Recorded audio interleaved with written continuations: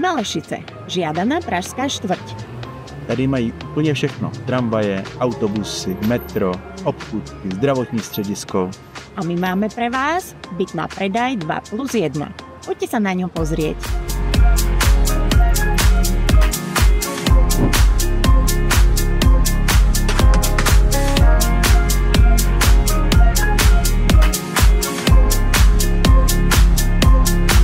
Tak teraz si predstavíme byt, začneme napríklad v tejto miestnosti. Aha, pardon, tam je ešte Picasso. Jo, pojďte dál, už to hotové.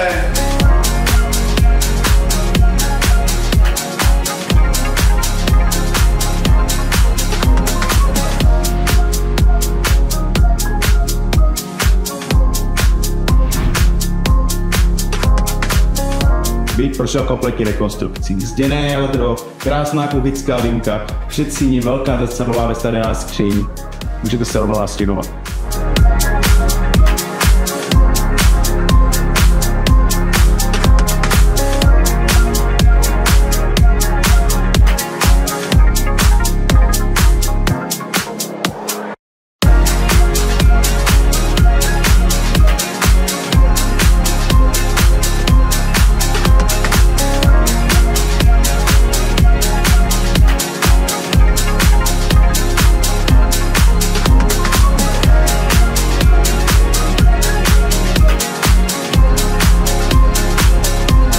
Samotný dům leží v podstatě v parku. Jsou zde dětská hřiště, hřiště na cvičení, nedaleko škola, školka, zdravotní středisko. Proste úžasné.